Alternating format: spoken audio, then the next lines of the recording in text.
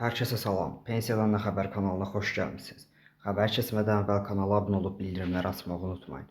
Bildirimləri açın ki, yeni xəbər gələndə ilk siz xəbərdar olasınız. İndi isə keçək xəbərimizə. Azərbaycanda pensiya yaşının yenidən artırılacağı ilə bağlı iddialar yayılıb. Müzakirələr zamanı parlamentə yeni layihə daxil olması, qadınların pensiya yaşının 68, kişilərin isə 70 olacağı barədə fikirlər var.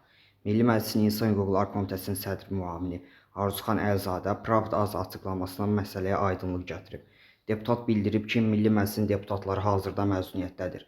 Qanunverici orqanın üzvlərinin məzuniyyət dövrü sentyabrda başa çatır. Sözügedən layihənin parlamentə daxil olmasıyla bağlı məlumatım yoxdur. Ümumiyyətlə, inanmıram ki, belə bir layihə Milli Məclisə təqdim olunsun. Bilirsiniz ki, Azərbaycanda həm kişilər, həm də qadınlar üçün artıq 65 yaş təqaüd yaşı kimi təsdiq edilib. Bu yaşın dəyişdirilə, artırıla biləcəyi ilə bağlı sosial şəbəkələrdə yayılan məlumatlar, gedən müzakirələr düzgün deyil. Görünən budur ki, əlavə müzakirələr açmaq üçün kimlərinsə marağına xidmət edir. Heç bir halda həqiqətə uyğun deyil. Daha çox belə xəbərlərin gəlməsi üçün kanala abunə olub bildirimləri açmağı unutmayın.